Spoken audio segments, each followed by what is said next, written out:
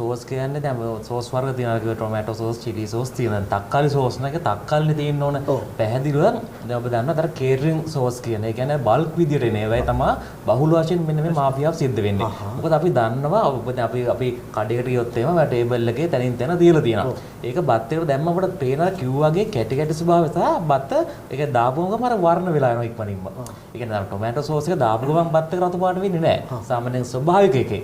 නමුත් මේකට දාන ඩයි එක අර ඉමල්සිෆයර්ස් ඒ කියන්නේ අර ඝන E400 ගණන් වලින් එන අර කැටි ඇන්ටි මේ ඝනකාරක කැටිකාරක ඒව දාපුවම පස්සේ වෙන්නේ අර දේ තමයි. ඒ කියන්නේ වැඩිම ප්‍රශ්නේ තියෙන්නේ වෙළඳපළෙන් ගන්න කොට පැහැදිලිව ඇත්තටම ඔක මේ තක්කාලි නේද මෙතුමල්ලා දැන් ওই ප්‍රශ්නේ ආවේ මේ අදීයනේ 2013 ත් ඔක වාර්තා වුණා. 2013 කොම්බඤ්ඤ වීදී ඔය වගේම කිලෝ 2000ක් වම පරිවර්තිකාරයෙන් වැටලුවා.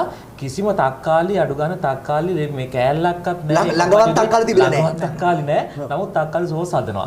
ඒකේ තියෙන්නේ අර ඩයි ටිකයි අර චුවින් ගම් හදන ගම්මයක් තියෙන E400 ගණන් වලින් එන දැන් මෙතුමා කියපු එක ඒ ගම් ටිකයි අනිකුත් කෙමිකල් ටික දාලා කවලම් කරලා හදනවා අර ටෙනිමෙන් සෝස් එක වගේ. නමුත් ඇතුලේ තියෙන්නේ තනිකර වස ටිකක් තමයි තියෙන්නේ. ඒකට දැන් අපි කාට හරි කියලා විශ්වාසයක් තියන්න බෑ. විශ්වාස තියන්න බෑ. මොකද පැහැදිලිව මොකද මේක තුලින් එන භයානක තත්ත්ව. ඒක ලාභ ඇතිනේ.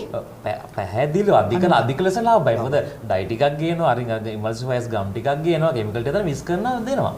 තක්කාලි ගෑවිලවත් නෑ. තක්කාලි නම් ලේබල් එක විතරක් තක්කාලි තියෙනවා. ඒක ටොමැටෝ සෝස් කියලා කියන එච්චරයි. ඒක භයානක තත්ත්වය චමති මහත්මයා. ඕක මේ කියන්නේ මේක කාලයක් තිස්සේ පාවිච්චි කරනකොට මොකද මේ දාන කලරින්. මොකද දැන් ඔබට දැන් අර මෙතුමා කිව්වාගේ දැන් මේක කාරණා දෙකක් තියෙන පැය දෙකක් ජනතාව ඔබට එකපාරම මේක හඳුනා ගන්න බෑ. නමුත් ඔබට යම්කිසි නිගමනයක් එන්න පුළුවන් ඔබ ගේන පැකට් එකේ E හරි INS වල හරි අංක කීපයක් තියෙනවා. ඔය E 100 ඉඳන් 199 වෙනකන් තියෙන ඒකට දාන කෘත්‍රිම වර්ණක. 400 ගණන් වල තියෙන මෙතුමා කිව්වාගේ අර ඉමල්සිෆයර්ස් ඝනකාරක සහ ස්ථායීකාරක. ওই ටික තමයි තියෙන්නේ. ඉතින් මෙන්න මේ විදිහට E හරි INS නම්බර්ස් වැඩි නම් ඒ ලේබල් එකේ ඒක සම්පූර්ණ ඉවත් වෙන්න.